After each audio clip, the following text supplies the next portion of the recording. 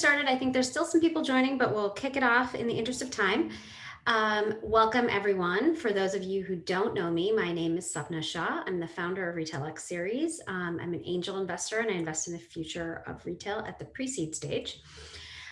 This session will be recorded, so if you can't stay the whole time or you want to watch it again because it was that good, it'll be posted on the Retail X Series YouTube channel probably over the weekend, where you can also find other sessions that we've done on lots of different topics. So feel free to go check those out. We're going to do a moderated discussion for the first half and then questions from the audience for the second half. So if you have questions, you can put them in the chat as we go along, or all at the end. We will definitely try to get to every question we can. And so now, without further ado, welcome, Michelle.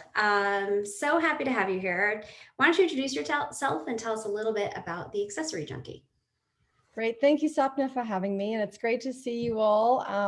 Thank you, everyone. I'm Michelle Reeves. I'm a co-founder and CEO of the Accessory Junkie. The Accessory Junkie gives customers access to limited edition and unique fashion accessories from around the world. So these are pieces that are really hard for women to find because they're hidden in designer studios in the back streets of Croatia or in Iceland, Australia, everywhere. The world is just bursting with such beauty, and to find these pieces and make them easy for women to buy and fall in love with, that's our mission. Wonderful. And I'll just start by saying I'm wearing some earrings that I found on the Accessory Junkie, so I'm very excited about that. I am an accessory junkie myself, so highly recommend for all of those. This is my plug that I was not asked to do, but if you like accessories, you've got to go check out the site. Okay, so let's start talking about everything from the very beginning. First of all, how did you kind of come up with the idea for the Accessory Junkie? And then how did you decide that a marketplace was sort of the right strategy? Absolutely. So doesn't it feel really good when somebody stops to compliment your style and say things like, hey, Sapna, great earrings, love your clutch. And yet it is wholly unrewarding to reply back, I got it at Zara. Nobody feels good about that. Nobody. Wouldn't it feel really great to say things like, these are from Copenhagen, this necklace is from Brazil or Mexico or wherever it is, and just feel like you are representing the global, unique person that you are. And so that's why we started this, because we know that we, frankly, as consumers, deserve more. And as a business, we can do better for the independent designers around the world. We decided to do a marketplace because we want to get out of the way. We want talented artisans to do what they do best. We want to help them connect to consumers. Right now, independent designers, there's 33 million of them around the world, and frankly, growing because of COVID. These side jobs have become now their full focus because they've lost their jobs, and life is very different as they work from home.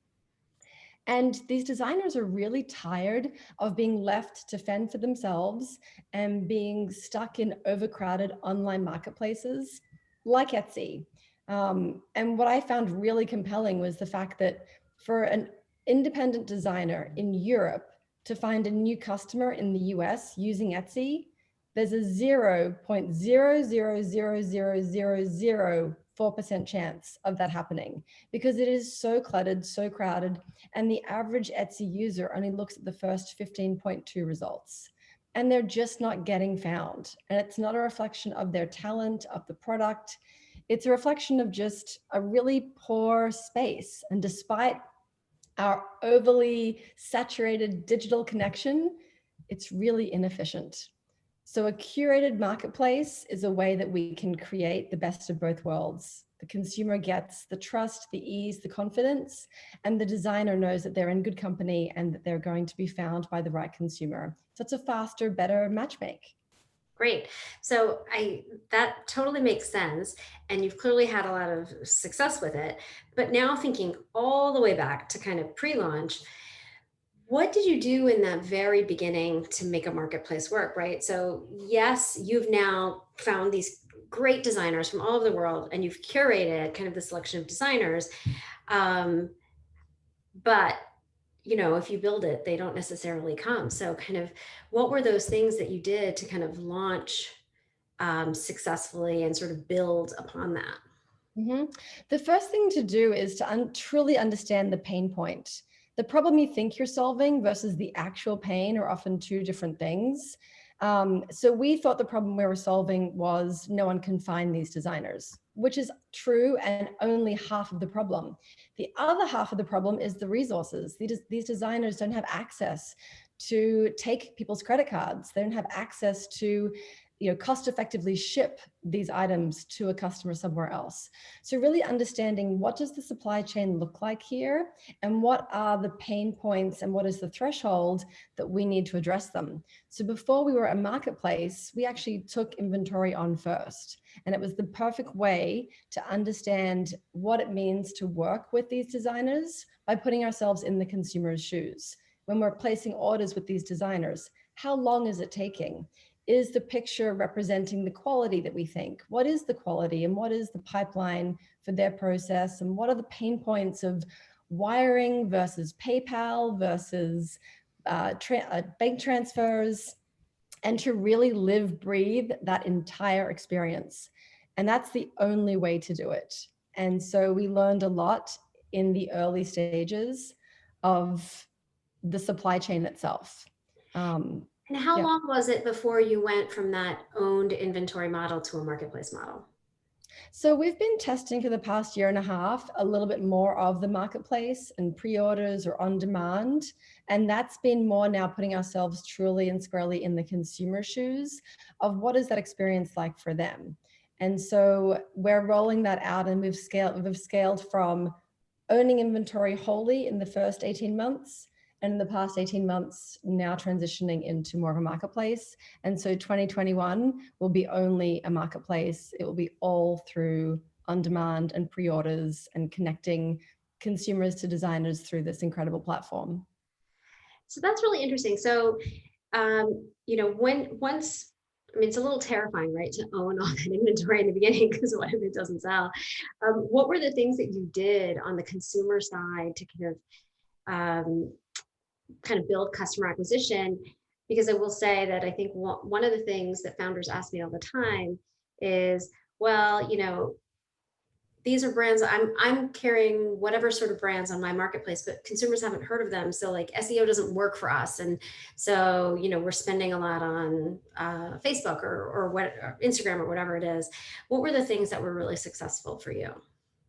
So our approach is we're brand agnostic and trend agnostic. And you're right, the idea of owning inventory is very scary. That's the biggest risk in any retail model. So we looked at our SKUs go very wide and they're very shallow. We don't go narrow and deep. So we were never faced with, we have 1,000 units of this one earring, which meant we never had to market to our customer, hey ladies, this season it's all about a pink tassel earring. It's not. It's about whatever you love. And here's a wide and very diverse collection for you to fall in love with and matchmake yourself. Find the piece that speaks to you. And we saw that early on with our consumers, where in our real life pop-ups, for example, 3 girlfriends would walk in and they're all wearing the same, Tamara Mellon or Jimmy Choo shoes. They've all got the same Chanel crossbody quilted bag, but their hands would all reach for 3 different accessories, small minimalist earrings, a big skull necklace, layered bracelets. And we realized that this is a really unique category where we can be trend agnostic, where we can allow the consumer to express herself. And in doing so, the risk changed. It's not there's no seasonality, there's no sizing. So taking on that inventory actually took on a whole new dimension in that way. And I just forgot the second part of your question. How did customers find you? How did you find them? How did they find you? Our product became our own billboard. As customers would walk down the street and have these pieces, we would get DMs. My friend has this great clutch, or she's wearing this beautiful necklace. Do you have any more? And so by saying, hey, that's sold out, we don't, they were then forced to find their own piece. And then they would have their own hero moment of having someone stop them. Where did you get that great necklace? Oh, I got this from the Accessory Junkie. Or they could even tell the story, this is from Greece. And it empowered them. And it kind of created this pass along effect that now the next friend is asking, do you have any more of this? And no, we don't. Go find what you love. Right. So it sounds like word of mouth was really important, but you also mentioned some early stage pop-ups that you did. Why did you choose to do pop-ups?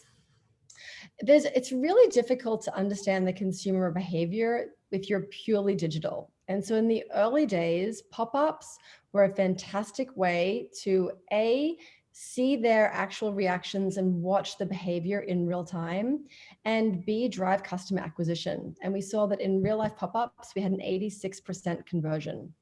Wow. And so what we found to be really effective was, as people would come into our pop-up, it wasn't, hey, welcome, let us tell you all about us and what we do.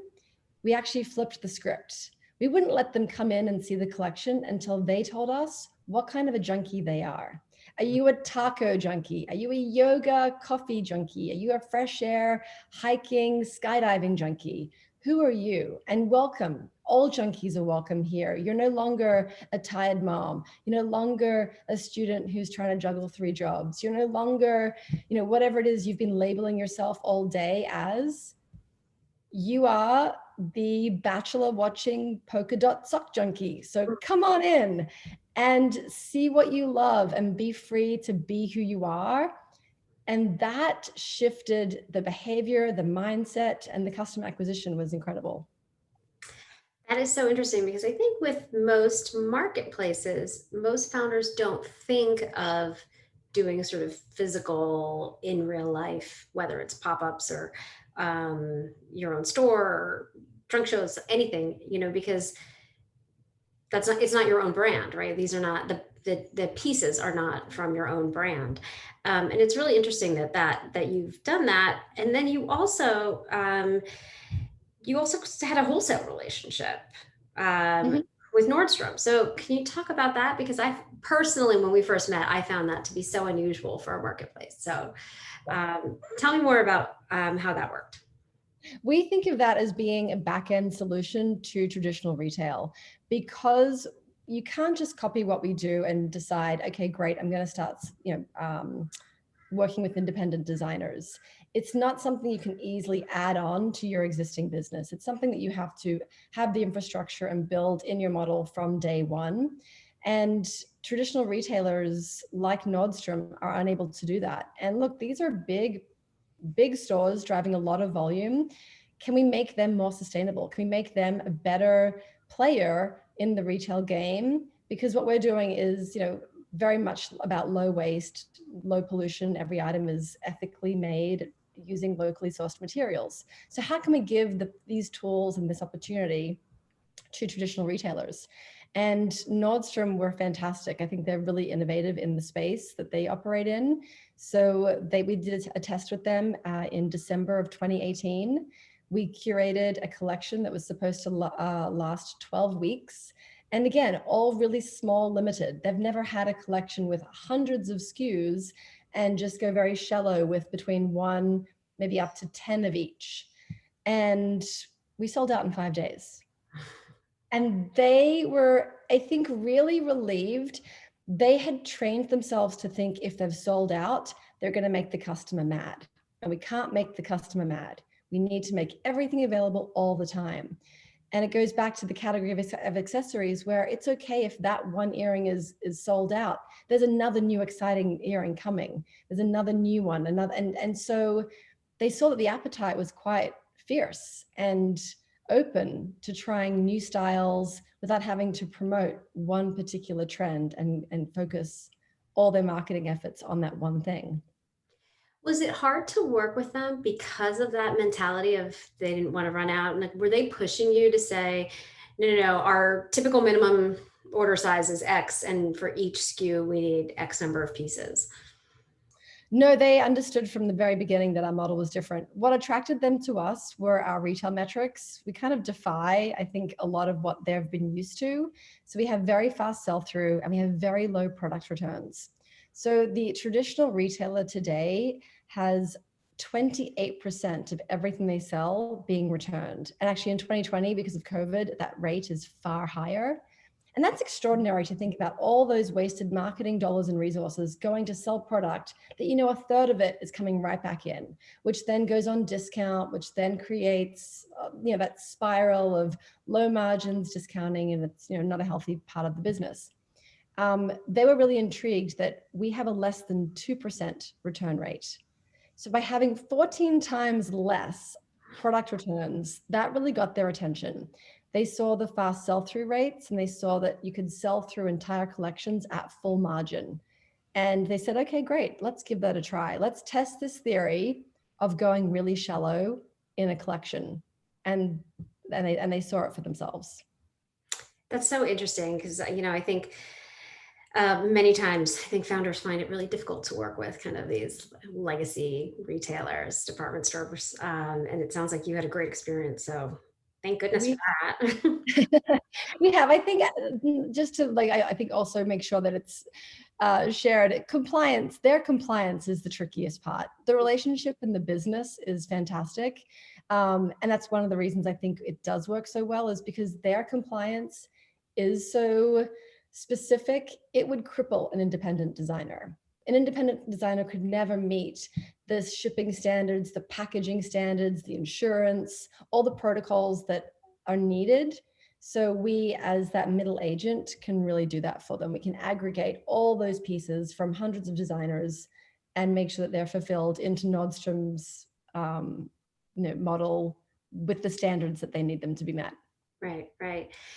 And I want to go back to something that a word that you've now used multiple times, which is curated.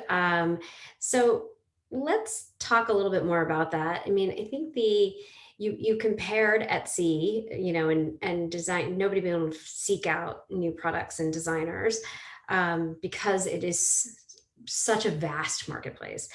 And then, you know, you've got your sort of wide but shallow, but it's not even that wide, to be honest, right? Like I go on the site and I can see every pair of earrings in a couple of pages. And then, you know, I'll go back a month later and there'll be different ones there, right? So tell me more about why you chose to curate. Isn't the temptation to grow faster by adding more and more and more? It is, and we will. Right now, we're growing both sides. So we now have over 350 designers from 6 continents on board, and we're trying to grow our consumer base at the same time. So we have right now, and we're a team of 2 full-time and 2 contractors.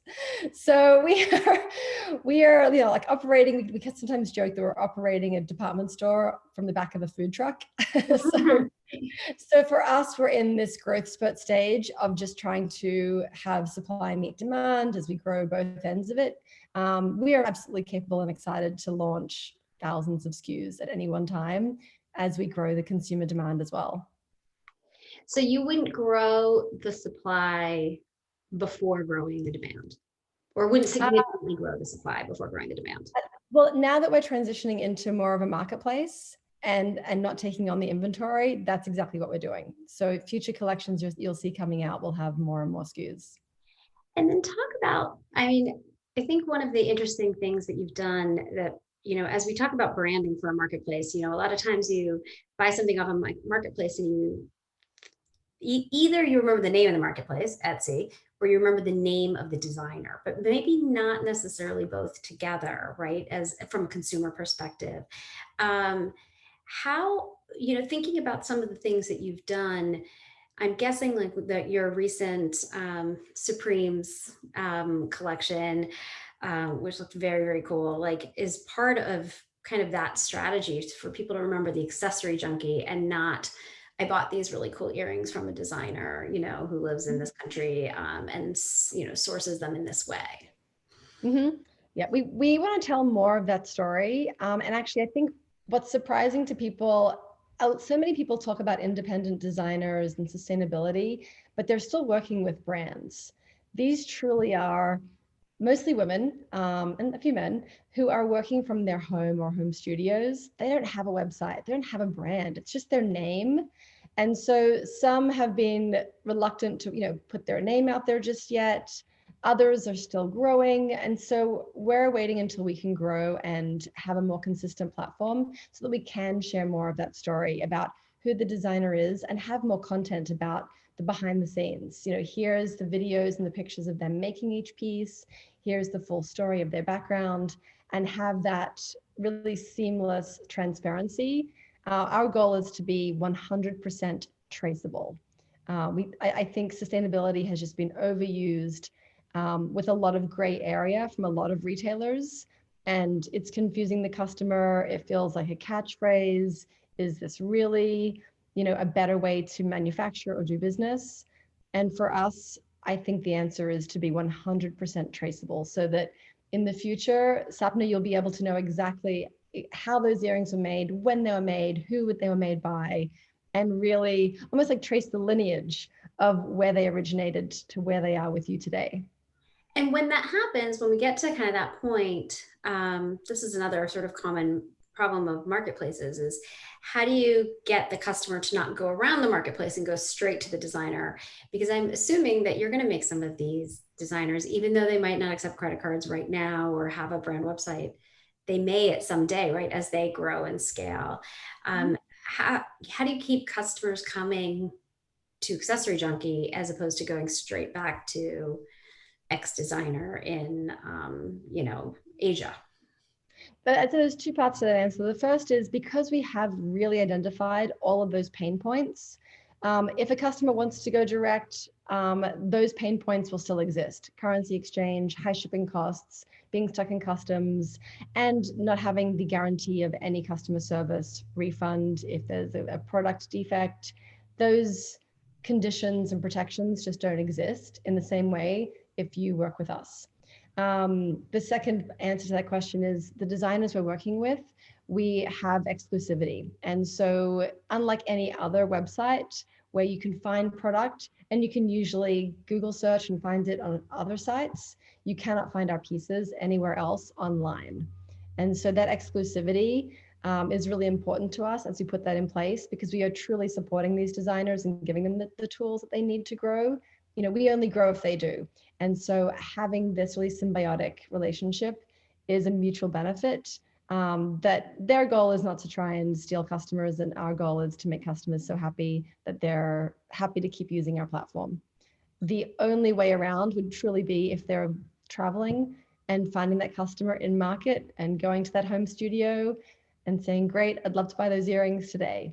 And you know what? All the more power to you. If you could get over to Croatia or Portugal, go and do it and have an extra glass of wine. I think that's really interesting because I think, I think we hear about exclusivity a lot of times, and a lot of times, certainly with other categories like apparel, things that are exclusive, they're only like slightly exclusive. So it's maybe an exclusive colorway of an item, right? Or a different sleeve. And you can see this sort of in the existing sort of department store market, right? Like somebody will have this version of a joie top and the other one will have a different color, but like it's really the same top. When you talk about exclusive, like how exclusive is your exclusive? I mean, are you truly like the only online site selling these brands? And do the brands have to sign and say, we will not sell on Etsy? Yes, so we're putting that into place. We are creating more formal exclusive agreements, and it's almost like an a la carte option of how exclusive they'd like to be, either to have full exclusivity of everything they make or to have exclusivity on certain styles. Got it. Yeah, I think that some of that is really important, right? As you talk about the stickiness of the marketplace and people coming back to the Accessory Junkie, but you're also doing other things to, I think, make the marketplace sticky. And you've added technology, right, for the consumer with try-ons, virtual try-on. So tell me more about why you're adding kind of a technology piece into the marketplace. Absolutely. We fast tracked that this year. It's always been on the roadmap, but with COVID, the world needs to come to the consumer, whether she's in her kitchen or on the couch. You need to see how things look on you in the time you need it. And so the virtual earring try-on was a fantastic test where we could really see, does this improve the experience for the consumer? And it's a really rare opportunity for a brand to be able to be inside the fitting room. Virtual reality for try on for apparel is really difficult because sizing, shape, sizes, if all of us were try and try on a t-shirt, it would almost be impossible because our dimensions are all unique. But for earrings, necklaces, rings, that kind of technology can easily find your ears, find your neck, and you can see the proportion of it on yourself. And what we found with that is we now have insight into, how does a customer feel? Let's look at their actual facial expression when they put the blue earring on, and then quickly change to red, and then, the red is what I love. And to really start tracking and looking at metrics on consumer behavior, moods, emotions, and how long. How long does a customer want to see this earring on? Is it 3 seconds? Is it 11 seconds? And can we derive any insight from that about purchasing behavior? At some point in the next 12 months, I want to know, does it take 7 seconds for a consumer to have it on her ear before she decides yes? Or is it 5.5 seconds? That kind of data is really powerful, along with then social sharing. If she's getting the video and the picture of her trying something on, what is the frequency with which she is sending that to a friend in a text message versus sharing it to social media? What kind of words is she using when she's tagging that content as well? And we can just learn so much more and improve our offering as a result. Were you ever thinking that you were using that to, I mean, you have a very low return rate to begin with, but to reduce returns? Everything. We never want to be complacent on any metric. So while returns are low today, I think that we should be wise to know that customers are spending a lot more, shopping a lot more online, which means that the rate of returns mathematically would go up. So I think anything we can do is always to mitigate that. Got it. Got it. Yeah, I have to say, I did try the virtual try on it. It is really helpful because you really, I mean, I don't know about other people, but I had no sense of scale when I see things. I'm like, is this bigger than my face or smaller than my face? I don't know, so it was actually really helpful. I have maybe one or two more questions. And then we'll get to the questions in the chat. So for everyone in the audience, you can start putting your questions in the chat right now, and we will get to them in just a minute. So are there any other offline strategies that you are contemplating? We talked about Nordstrom, we talked about pop-ups, have you thought about having kind of your own store? Obviously not right now in COVID, but maybe in a post-COVID world, are there other things that you would like to do to bring the Accessory Junkie to life? Absolutely. We opened a clubhouse in the summer of 2018 in Malibu, and it was the most incredible experience for many, many reasons. First and foremost, we looked at this not as a retail space, but truly as a clubhouse. So in 30 days, we held 26 different events. We had guest speakers from Beats by Dre, Nike, Carbon 38, female founders. We had celebrity nail artists. We did group workouts. We did wine tasting. It was a central place to empower women to be who you are. Going back to that notion of what kind of a junkie are you? Great, come into this clubhouse, find other women who are either like you or different than you, and connect and celebrate that. And so Clubhouse for us is definitely staying on the roadmap. It's really important. We need community as consumers. And I'd say the second part of that is it really fuels our insights about where our business can grow. And it informed a big part of our future technology. What we saw in having that clubhouse, when women would come through the space, once they understood everything is limited and find what speaks to you, it was a process of, they would take a tray and they would literally say yes, no, and put things on that they loved. And something clicked that this yes, no was almost like Tinder for retail. Swipe left, no, swipe right, yes, no. We know who we are. We don't need to be told by some brand what looks good on you. You know your style, you know what you react to. So let's have that immediacy be available in mobile shopping as well. So as we go through this next evolution of our brand and our offering, what we call Tinder for retail, will be just that, this endless flow of scarcity in the palm of your hand, so that you can see a product feed from around the world constantly curated just to your tastes based on what you're swiping left and right for yes, no, yes, no, yes, no. That feels dangerous. I'm not going to use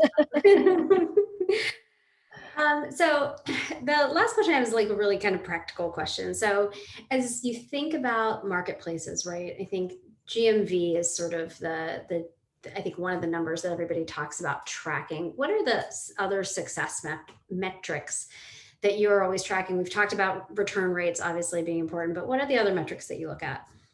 Customer retention.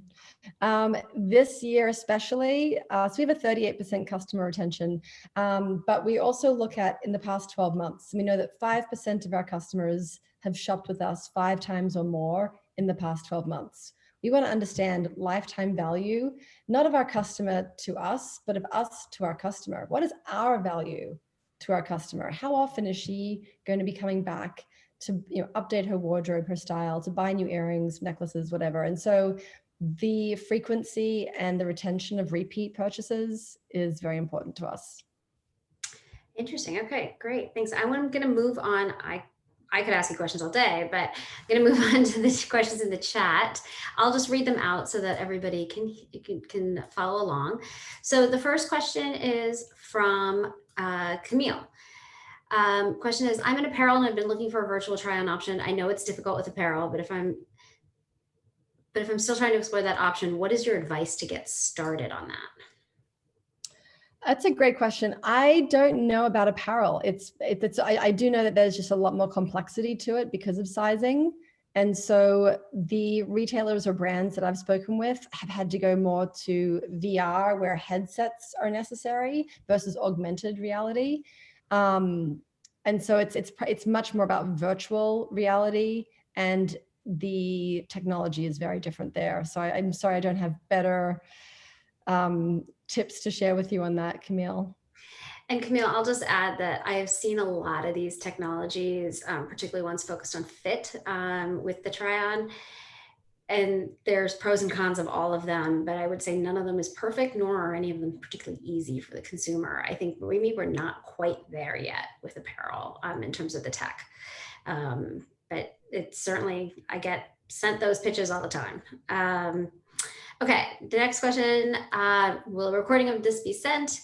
It will not be sent. It will be on the Retail X Series YouTube, so look for that over the weekend.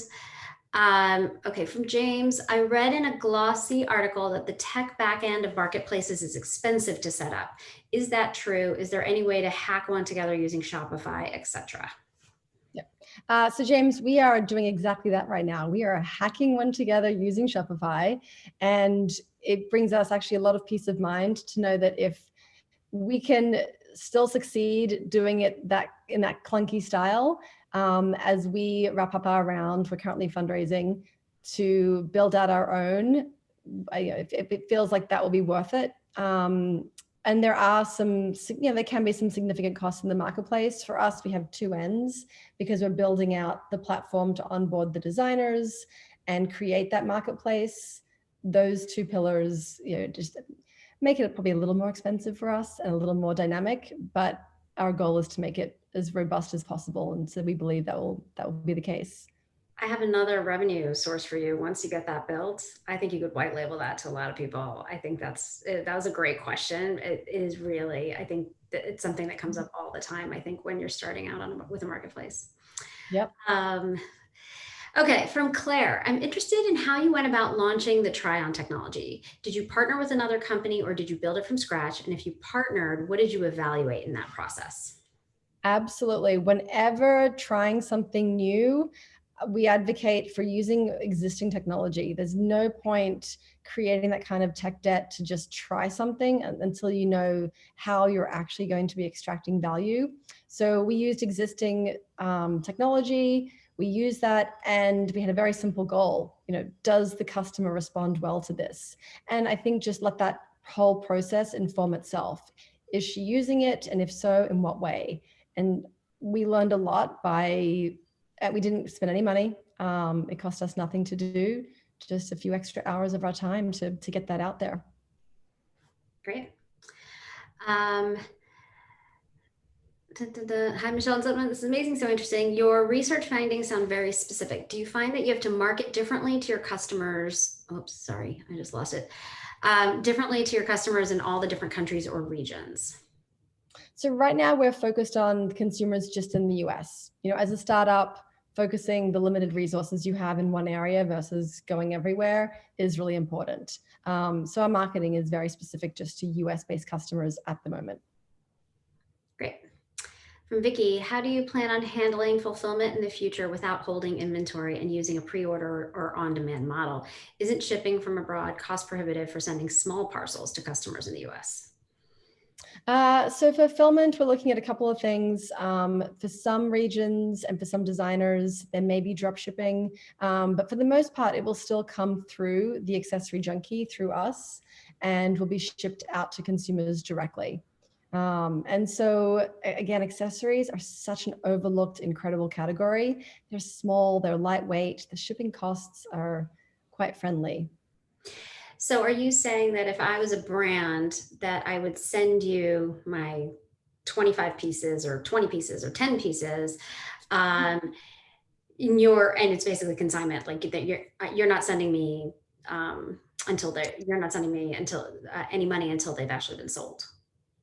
So it's not consignment. It would all be based on pre-order. So whatever is ordered is what is sent to us and then shipped on to the consumer. Got it. But the brands are still shipping to you in batches.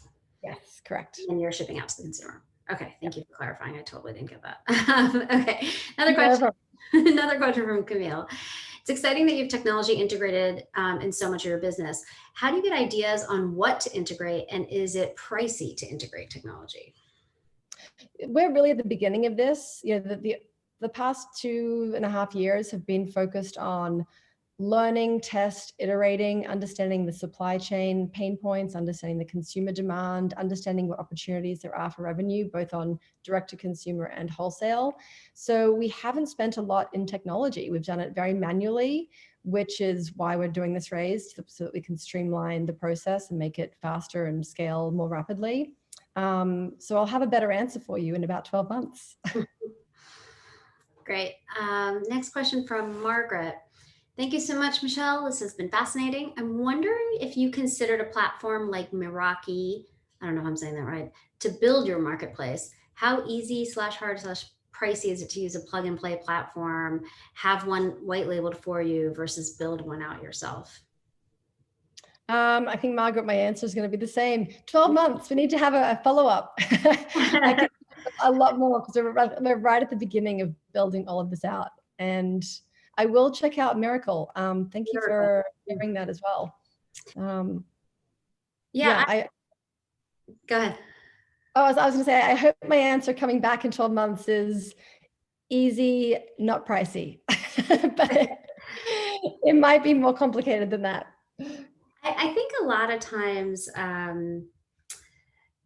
just for founders that I talk to, a lot of them find that doing the least possible, and I think this is what you're saying, Michelle, is that doing the least possible to test even the marketplace itself, right? Literally working with what's out there, spending the absolute minimum on tech until you know it's going to work and your customer wants that. Feels like it's the right answer, particularly for very early stage founders. It is. And there's so much out there. What's unique? It's more about what is your mix of the ingredients going to be that differentiates you. To spend so much time, unless you're truly looking to be a tech company, building out tech in the early years doesn't seem to make sense, at least for us, when variations of it exist and we can piece those together and then build the ecosystem with which they all live and create that as the proprietary model. And just to follow up on that, so you mentioned you have 2 full-time people and a couple of part-time or non-full-time people. Is a tech person any of those people, or are you outsourcing that? No, so I'm the CEO. My co-founder is the chief product officer. So she's focused on all the designer relationships and product. We have a digital marketing manager as a contractor. And so he's great at helping us get started with digital growth and e-commerce management. And we have an inventory manager. So I'd say that the biggest secret to success for any stage company, particularly startups, is hiring great people. There's plenty of good ideas out there, but if you don't have the right people who know how to expand outside of their job scope and really see the full picture, good ideas fail. You've got to get the right team. So I'm really grateful for the small but strong team that we have. Small but mighty. Next question. Michelle, do you decide what products are listed in a marketplace, or does a designer have freedom to post anything? Do you have any intentions of expanding beyond accessories? Great question. So everything is decided on from us internally. So Andrea, our chief product officer, that's where the curation truly comes in to make sure that it meets a certain standard quality. In terms of the style, though, we love diversity. We don't stand for just one look, and we don't even have just one customer. We actually have 8 micro customer segmentations that we focus on because we want to make sure that this is a very diverse offering. The question about expanding outside of fashion accessories, yes, we know that if we build this infrastructure well, we get a lot of requests for home accessories and other categories. So once the infrastructure is bought and we have built, we know that then we can expand this to other categories also. Yeah, home is a particularly interesting one, right? Especially now, people are spending so much time at home that they want to jazz up their apartments or houses. Yeah. From Nita, I'm sorry if I'm pronouncing that incorrectly. How did you find your early hires? Honestly, just through good old fashioned LinkedIn and lots of interviews. Any tips for, you talked about for the really having the right people, is there any one thing? I think this is a question for a lot of founders, maybe it could be the first time you're really hiring a lot of people. Is there any kind of one tip that really worked well for you in kind of vetting, is this person right for my team or not? That's a really good question, and hiring is so important. I'm grateful that I do have a co-founder, so that extra check and balance is in place there. We always ask every new hire, what do you love most about this job, and what do you think is going to really frustrate you? And I think that has opened up a lot of great conversation during the interview process, because it's not so focused on them. Again, now it's putting it back on us.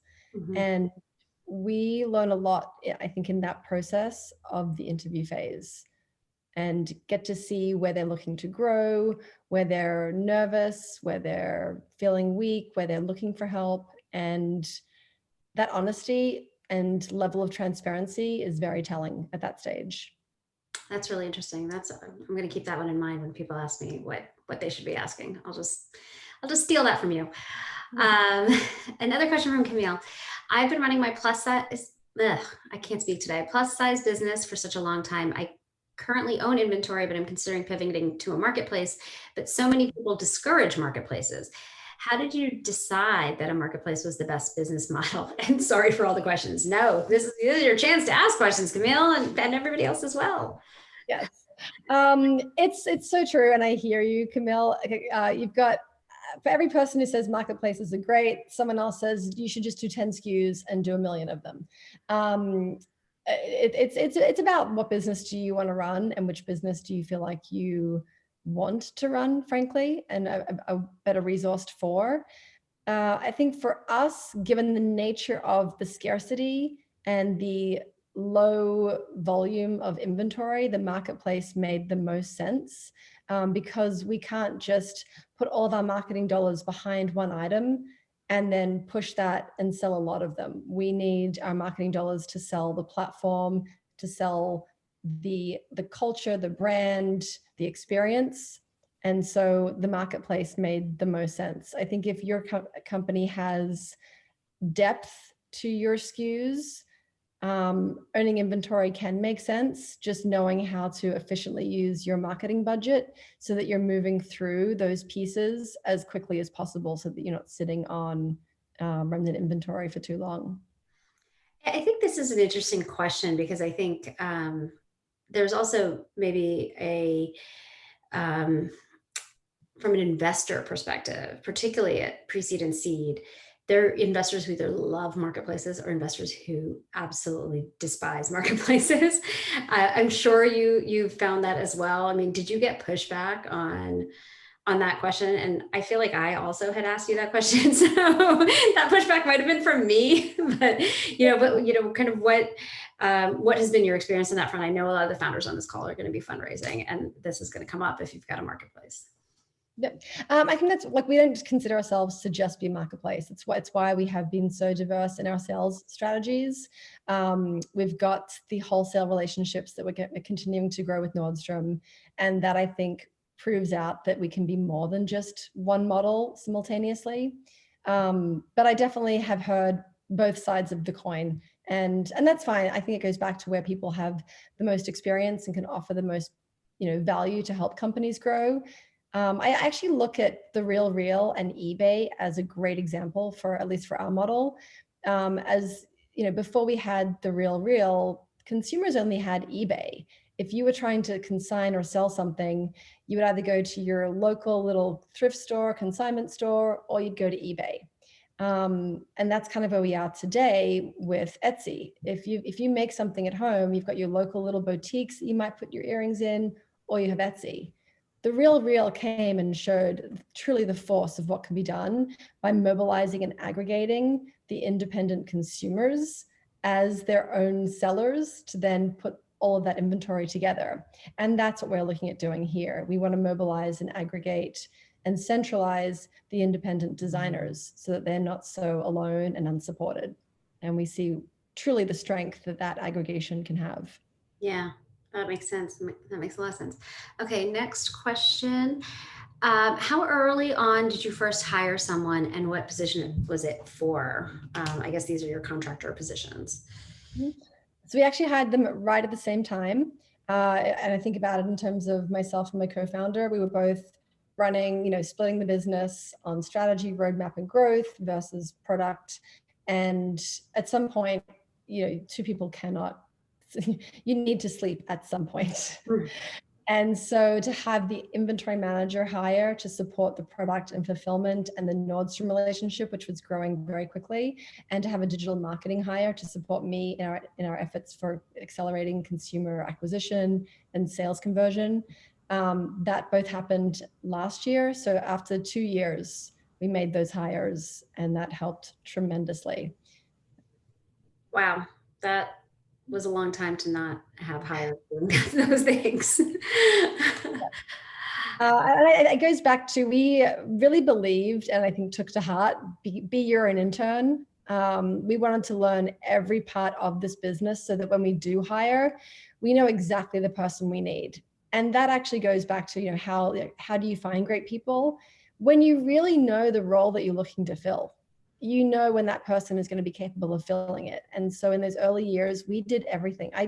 I learned how to build websites and code by watching YouTube videos and Googling. So now I know who the developers are I need to be speaking to. And I know when I'm talking to those people, yes, I'll be out of my league in some ways, but I won't be completely ignorant, and I'll be able to speak intelligently and knowledgeably to some degree, to make sure that I'm hiring someone who can actually execute on what we need done. Yeah. That's actually really good advice, because you really can learn everything off of YouTube. Certainly, I learned how to do these kind of like posting RetailX videos to YouTube by watching somebody else do it. So I think that might be it for our questions from the group. I guess I have maybe one last question, which is that, you've got you're sourcing all these great designers from all over the world and all these great products. Are you considering launching kind of your own, I hate calling it private label, but your own named brand under the Accessory Junkie? Right now, everything is labeled and packaged under the Accessory Junkie. So if you go into Nordstrom, for example, it's all of our branding and our logos. So for right now, manufacturing doesn't make sense. I think as the business grows and as we grow and develop some of the designers that we're working with, there may be an opportunity. I think what feels really good about our business right now is the sustainability, 100% traceability component. We don't need to mass manufacture. I think that's also what empowers and makes our consumer feel good. You know, you're not going to walk down the street and see everyone wearing those earrings. Yeah. So there's a balance there. And I don't know that mass manufacturing has to be the answer to scale. The marketplace in itself and that endless flow of scarcity, there's enough product out there. It's truly about matchmaking it as quickly as possible to put it in the right people's hands. Yeah, that makes a lot of sense. And it's, I think one temptation, I think, for a lot of marketplaces is that you see all this data, right? And you see kind of what works and what doesn't. And you kind of say, there's a hole here, right? And maybe instead of finding a designer to fill it, I could fill it myself. Because you know those consumer preferences so well at some point. Exactly. Yes. Well, great. I think that's it for the questions we have for the audience. So I just want to wrap it up by, first of all, saying thank you so much for sharing your experiences. This is actually the first RetailX session I've ever done on marketplaces. So really exciting to kind of have your perspective and for you to join us. I know you're with the time change. I don't even know what time it is where you are, but I really appreciate you making the time for us today. Absolutely, my pleasure. And I do want to say I'm available for any founder who is looking to bounce off an idea or needs feedback. We just completed Techstars this year, and the network, particularly for female founders, male founders, always welcome, is really important. I think that, you know, we all rise together, and happy to be there. I'm not sure if my email will be in there, but I'm happy to share it now. It's Michelle@theaccessoryjunkie.com. You know, there's I'm putting it in the chat. love it. There's strength in numbers, and even if you just need someone to like boost you up for the day, I know the wild roller coaster of the ups and downs. At 9 a.m. you're up, at 9:15 you're down, and at 10 a.m. like, this is amazing. Again, it's a wild ride, and you have to truly love the journey because there is no destination. It is the journey itself of continual growth, you know, obsessing innovation always, and knowing that what you have today will continue to change year after year because the consumer changes, and so does the retail industry. I love that. And thank you for sharing and your generous offer to share your time with people. I think not many would put their email out there, but I appreciate you doing it. And for everybody who is listening, there's a session on fundraising next week on Thursday. You can find more information about that on the RetailX website. And like I said, this recording will go up on YouTube sometime this weekend in case you missed any piece of it or want to share it with your friends. Thanks everyone for joining. Hope to see everyone again next week. And thank you again, Michelle. Thank you, everyone. Thank you, Sapna. Bye.